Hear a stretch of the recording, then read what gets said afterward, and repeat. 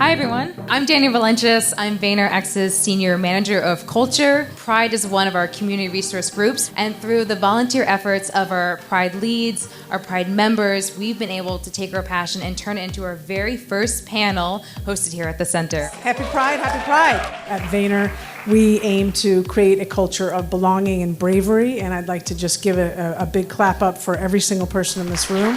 Thank you all for coming here. My name is Richard Morales, and I'm the Manager of Community Partnerships here at the center. Let's not forget that Stonewall was a riot, and I hope to see you again soon. Thank you for coming. Let's welcome Jarrett Hill, award-winning journalist, to the stage. Hello, homosexuals and the people who love them. Are you all ready for a good conversation?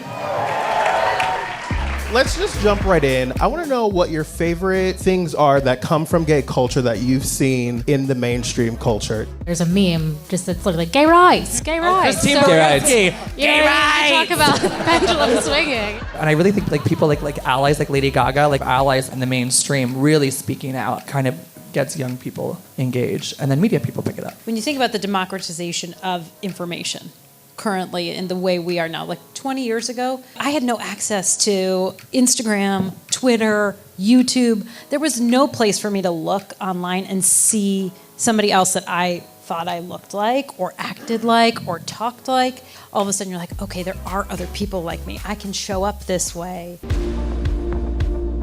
I want to talk about the embrace of drag and drag culture and kind of like gender bending, because we saw Snap release this filter recently where you can change gender, right? What is making people so comfortable with like playing with gender in ways, even if they're not necessarily under the LGBTQ umbrella? Putting something like Drag Race on VH1 gives people the permission to play a little bit, to see how it feels. And I feel like the way that culture is expanding, it's giving people permission to just try.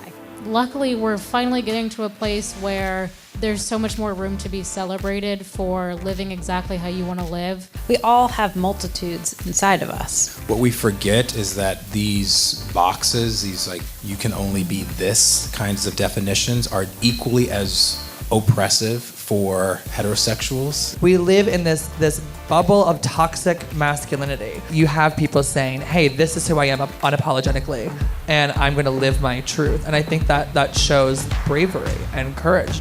You touched on toxic masculinity, and we see all these like toxic things. How do we combat those things? And like, are they healthy? Are they safe? You have to like be ever on guard and vigilant about the kinds of messages that we all receive. I feel like one of the things I see from a lesbian perspective is I see that the toxic male culture within the gay community is really intense. It's like we still feel the pressure to be masculine. There is some transphobia that happens in our own culture. I think it's because like, oh, they're not like us. Well, yes, they are. They're under this umbrella of queerness. So like, put your toxic shit down for a minute and stand up for the people who are marginalized within a marginalized group.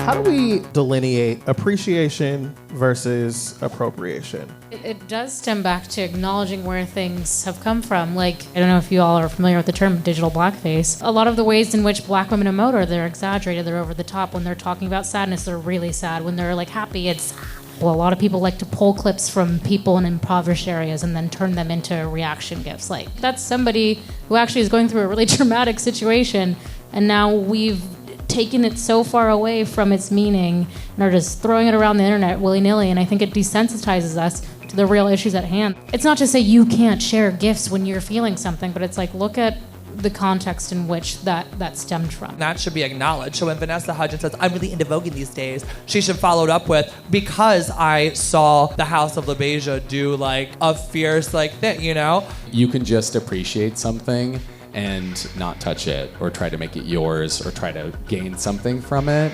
Sometimes you can appreciate it there and leave it there.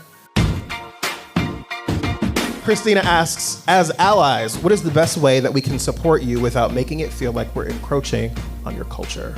Educate yourself. Read as much as you can. Ask someone their preferred gender pronoun. I think it's important not to hide behind being frightened. So if you're on the subway or the street and you see like a Muslim woman being harassed or a queer person or trans or whatever, don't be afraid to stand up and say, hey, leave them alone. And then go take that person with you and make sure they're okay. Fight the fight. Like, this is your world too. I want to thank all of you for being here and being a part of this conversation. I want to thank VaynerMedia and VaynerX for putting this together. Have a great night. Thank you.